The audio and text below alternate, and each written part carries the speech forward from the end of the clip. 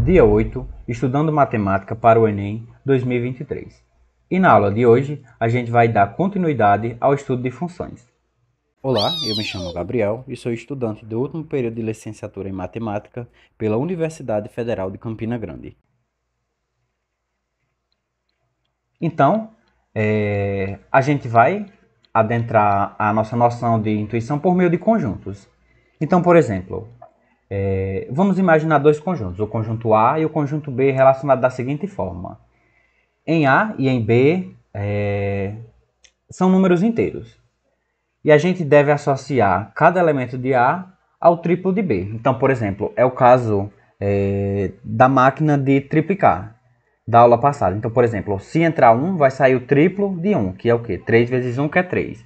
Então, por exemplo, imagine que o conjunto A ele é formado por esses elementos aqui e o conjunto B ele é formado por esses elementos aqui. Então, está aqui as respectivas correspondências. Então, entrou menos 2, saiu menos 6, entrou menos 1, saiu menos 3 e assim sucessivamente para o restante dos elementos de A. O que a gente nota aqui? A gente percebe que a cada elemento de A está relacionado a um elemento de B. Então, por exemplo, do menos 2 só está relacionado um elemento, que só sai uma flechinha. Do menos 1 só sai uma flechinha. Do 1 só sai uma flechinha. Do 2 só sai uma flechinha. E do 0 também só sai uma única flecha. A gente nota que também, por exemplo, todos os elementos de A têm correspondente no conjunto B, apesar de que nem todos os elementos do conjunto B possuírem correspondentes. Então, a gente notou que todos os elementos de A têm correspondente em B e cada elemento de A corresponde a um único elemento de B. E, nesse caso, a gente diz que tem uma função de A em B e ela é expressa por essa fórmula matemática aqui, ó, y igual a 3x. Imaginemos agora outra situação, onde, por exemplo, eu tenho o conjunto A formado por esses elementos e o conjunto B formado por esses elementos, em que a gente tem uma relação de A em B. E a lei de formação dessa função diz o seguinte, que cada elemento de A é menor do que o elemento de B. Então, por exemplo, a gente tem o zero. Quais são, nesse conjunto aqui, os elementos que são maiores do que zero? São justamente o 2, o 3 e o 5. A gente tem aqui o 4. Quais desses elementos de B são maiores do que 4? Somente o 5. Então, a gente tem essa relação aqui quando a gente observa o diagrama. O 5 ele é maior do que o 0, o 3 é maior do que o 0 e o 2 é maior do que o 0. Se a gente seguir ao pé da letra, essa definição que ele deu aqui, ó, que cada elemento de A é menor do que o elemento de B. E por fim, o 4 só vai ter correspondente aqui em 5. Então, por exemplo, o que a gente vai notar nesse caso aqui? Todos os elementos de A têm correspondente em B, ok. Entretanto, está saindo mais de uma flecha aqui, ó, em um único elemento de A. O 0 está associado ao 2, está associado ao 3 e está associado ao 5. Então, nesse caso, a gente não vai ter uma função. Então, ó, não temos uma função de A em B, pois o 0 de A ele corresponde a 3 elementos de B, e não apenas a um único elemento de B.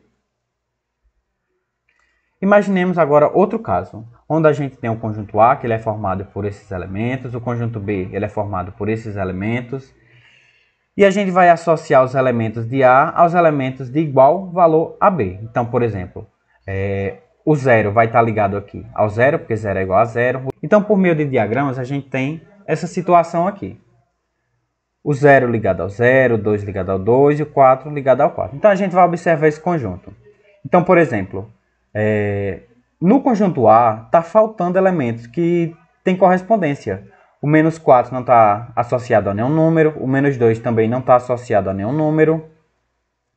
Apesar de o conjunto B está faltando elementos aqui com correspondência. Mas pelo fato de no conjunto A, que é o nosso conjunto de saída, está faltando elementos, a gente não tem uma função de A em B. Então a gente observa que há elementos de A que não tem correspondente em B. Então neste caso, não temos uma função de A em B. Por fim, a gente agora vai apresentar a definição matemática de função. Então, considerando dois conjuntos A e B não vazios, então necessariamente esses conjuntos A e B têm que possuir elementos, a gente diz que f é uma função de A em B, se e somente se para cada elemento de x de A, em correspondência, um único elemento de y de B. Então, a gente usa a seguinte notação. Então, a gente tem aqui dois conjuntos, por meio de diagramas, um conjunto A e um conjunto B. A gente tem uma aplicação, uma função f. A gente tem que entra x e sai f de x. Então, a gente tem essa notação aqui, ó, f de A em B. Então, por exemplo, em termos mais leigos, a gente vai dizer que vai existir uma função f de A em B se a cada elemento de A tiver um único correspondente em B e se não sobrar elementos no nosso conjunto A. Pode sobrar elementos no conjunto B, entretanto não pode sobrar elementos no nosso conjunto A. Então é importante observar que a notação f a setinha B indica que uma função f leva A para B, ou que f é uma aplicação de A em B, ou ainda que f é uma transformação de A em B. São diferentes maneiras de se interpretar essa situação. Geralmente a gente diz que f é uma função de A em B. Outra coisa que é importante observar é que se y está definido em função de x, chamamos x de variável independente e x de variável dependente. Uma vez que, por exemplo, se a gente imaginar o caso da máquina de triplicar, a gente pode inserir qualquer número nela. Entretanto, o número que vai sair dessa máquina ela depende justamente do número que eu vou inserir. Então, por exemplo, se eu insiro 1, vai sair 3. Então, esse número y que saiu dependeu do número que eu coloquei nessa máquina. Outra coisa que é importante a gente enfatizar é que as funções podem ser definidas por uma lei matemática. Por exemplo, uma função de R em R, ou seja, a entrada dessa função é um número real, ou seja, qualquer número. A saída dessa função, ou seja, onde ela vai chegar também, é um número real. Tal que, por exemplo, essa função aqui nesse caso, f de x igual a 3x, ou seja, justamente é o caso da nossa máquina de triplicar. Então, por essa lei, entendemos que o número real x é transformado pela função f no triplo de x. Agora, a gente vai estabelecer a relação de domínio e contradomínio de uma função. Então, imaginemos uma função f de A em B, onde a gente tem essa relação. Então, a gente vai definir o conjunto A como sendo domínio de f, e a gente indica por D ou simplesmente df, ou seja, o domínio de f. A gente vai ler quando aparece isso aqui como sendo domínio de f. E o conjunto B, que é justamente esse conjunto de chegada aqui, a gente vai chamar de contradomínio de f. E a gente vai indicar por CD ou CD de f. A gente vai ler contradomínio de f. Ou seja, em termos mais leigos, o domínio são os valores que estão aqui no conjunto A, ou seja, os valores que A pode assumir. A, ou no caso a variável que estiver falando, por exemplo, x. O contradomínio são justamente os valores que B pode assumir, ou seja, os valores de f de x ou os valores de y. Uma vez que f de x e y são a mesma coisa, são só representações diferentes. Por fim, a gente vai imaginar dois conjuntos ainda, para definir esse conjunto aqui chamado de conjunto imagem. Então, seja uma função de A em B, onde a gente tem essa seguinte relação. Então, o conjunto imagem, formado por todas as imagens de x, é chamado de conjunto imagem da função, que indicaremos por im ou imagem de f. A gente vai ler conjunto imagem de f. Então, por exemplo, nesse caso aqui, qual que seria o meu conjunto imagem? Então, por definição, é os números que estão associados a uma determinada operação, que estão presentes aqui no meu contradomínio. Então, o conjunto imagem, nesse caso aqui, é formado pelos elementos 2 e 3, que são os únicos elementos aqui que correspondem no conjunto B. Então, 1 está associado ao 2, o 5 está associado ao 6. Então, o conjunto imagem são esses elementos, 2 e 6, que são justamente os f de x aqui do conjunto B, ou os valores de y.